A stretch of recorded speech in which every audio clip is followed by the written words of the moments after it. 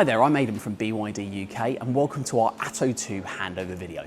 In this video we're going to teach you all the features that you need to know about your new ATTO 2.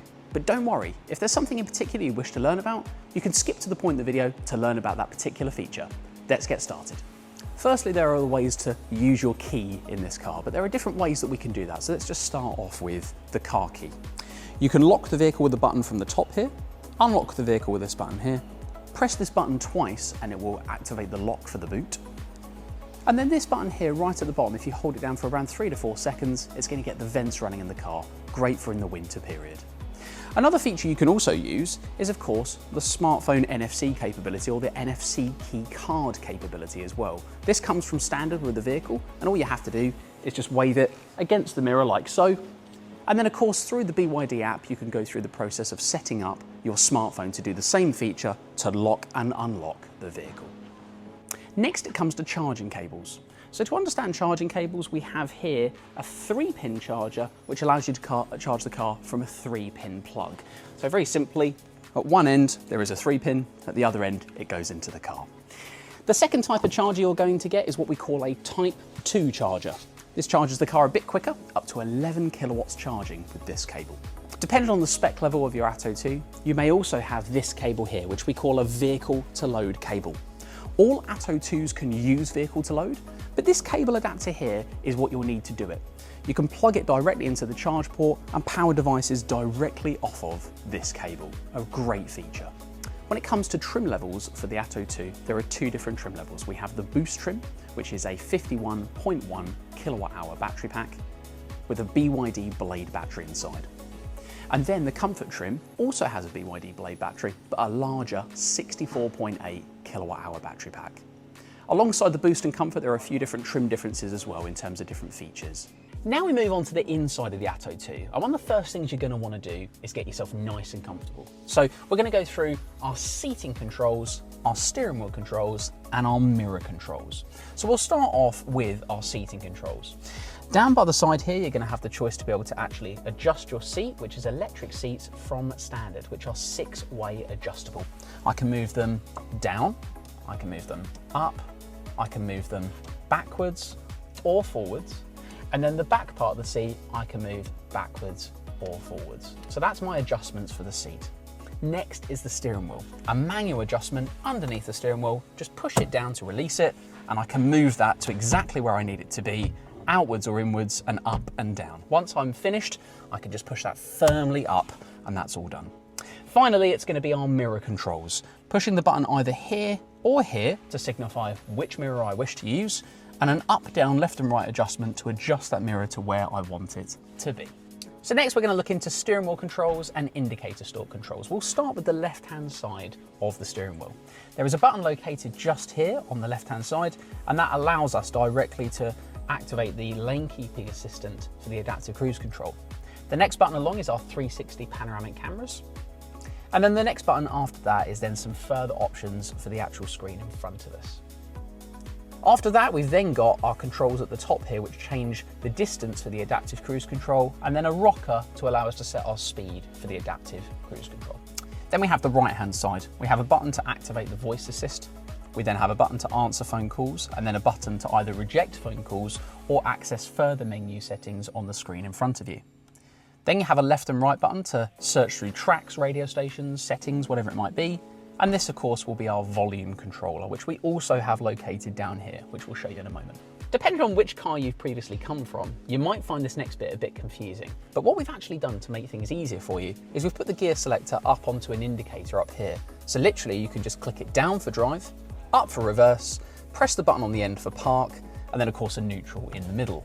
But that means that we have everything integrated into this left-hand stalk. So, as a bit of a close-up for you when we actually look at it in a bit of detail, this little rocker in the center here allows us to control our rear wiper. One way will squirt it, the other way will just turn the windscreen wiper. The next little rocker that's further along allows us to change the intensity of the front wipers, which makes sense.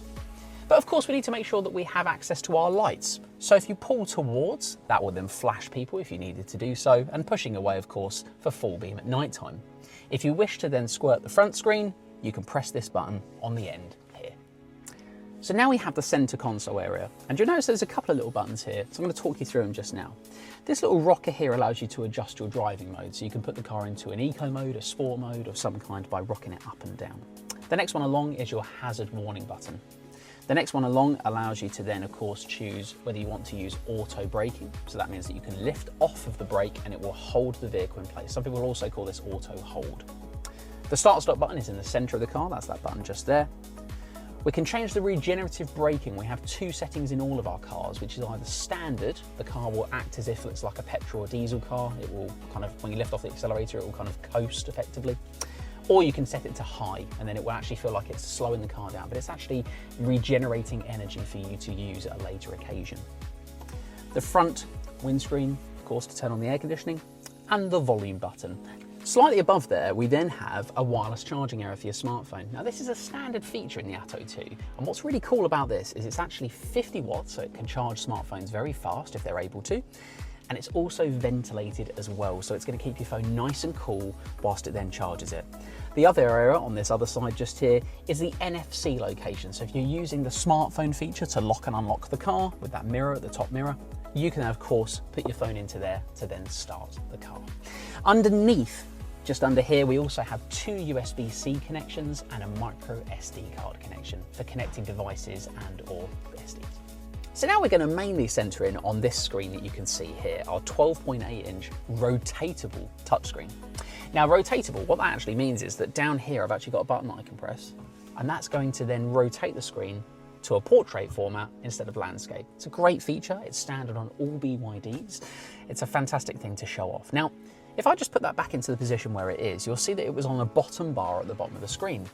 And that is actually a customizable bottom bar. So if I just take it, for example, that button there and hold it down, so any one of the bits along there, it then shows a bunch of minuses, so I can take stuff away, okay? And then it shows a bunch of pluses of things that I can add. So maybe recent tasks, I can click on that and just hit done, and that allows me to then just go through the process of hitting the button and controlling features. So a good example of that is that thanks to this slightly different format here of the indicator stalks, I now have access to my lights through here. I can set them to auto, can turn on my rear fogs, daytime running lights. I have control of my headlights directly from our shortcuts. You even have a shortcut from the top of the screen with all the main features that you would need, including your brightness and your volume and selected ADAS features. The next thing is to look at our settings. A little settings cog at the bottom just there that allows us to access our settings. And there's lots of different settings through here. So I've got our main system settings here. This is where I could go in to look at Bluetooth and hotspots and connected devices. So to actually pair a phone, I would just go into connected devices and add a device. Follow the instructions on the screen. And if possible, if you have the right smartphone for it, then you can use Apple CarPlay or Android Auto wirelessly in this car. Just follow the instructions on the screen and your smartphone to do so. We then have access to lots of other settings through here, so I can go through our sound and display settings. It will allow me to change all of our audio settings, the screen, the instrument cluster. I can change the brightness of the screen, light or dark mode, auto mode, lots of great changes there. We also then have a setting mode called ADAS. Now ADAS is a bit of an important one here, okay? This is a number of great safety features that you have access to in the car that's designed to keep you safely driving on the road. And one of the areas is going to be this sensor just here. There's a sensor located just up here that's watching with a sensor to see if I'm paying attention to whilst I'm driving. If I was kind of looking away or not paying attention, falling asleep, whatever it might be, then it's going to tell me to pay attention. I can turn off this and a number of other settings in the settings here, but you will find in most cases that the feature will activate again at next start.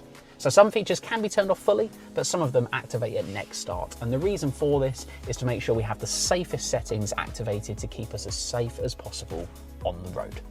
Finally, a couple of little settings for you through here. I can go to my energy settings and set the regenerative braking like I had the button just here. I also have under my energy consumption, lots of great energy features, and then lots of vehicle and service related settings that I have access to through our settings screen on here. All ATTO 2s also come standard with a fixed panoramic roof with an electric sunshade. The electric sunshade can be controlled via these two buttons up here. So if I press that there, just light touch sensitive, and that will then just open up like so. Next is our BYD Assistant. Now I can access this on the screen in the bottom left corner by going to all the apps, or you can customize the front page to add it. So that's what I've done. I've added BYD Assistant. It's got all the settings for our voice control in here. We can change what we want to say. So we can have a wake word. If you want to name your car something, you can set that in the settings. The audio zone settings. Now this is important because if you don't say it in quite the right direction or the right way, then you might find it doesn't work as well. There is a little speaker up here and also up here for the passenger. We can go into the settings and turn off the passenger one if we wish, so maybe kids in the car, something like that. But the main way of using it is to say the following. Hi BYD. I'm here. Rotate the screen. Okay, rotating the screen.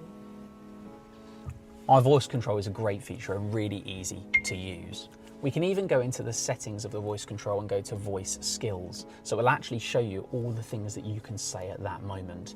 I can actually go to the intelligent voice settings, and when I go into there, it will give me a feature to then set wake up free commands. So you don't even need to say the words to activate the voice control. For selected commands, you can just say, for example, turn off AC, and it will then use that feature. A very clever system to use is our voice control. And the final thing I'd like to mention in today's video is actually over-the-air updates. It's one of the coolest features about our BYD products. You get over-the-air updates on this vehicle which are free. And that means that you can physically update your vehicle over the air for nothing. And it gives you great features. So a good example is at some point last year, we introduced an over-the-air feature to change wired CarPlay to wireless CarPlay so that your smartphone can be connected wirelessly. Whenever you see in the settings here, you'll be able to go to the version settings and see what version of software you have. But if you ever see a software update come up, just make sure you don't drive the vehicle whilst you're doing it. It won't let you drive the vehicle, so give it between 30 and 90 minutes to safely complete the update, and then you'll have all the newest and greatest features. That's everything in today's video, but if you have any further questions, please get in contact with someone at your nearest BYD retailer. Thank you.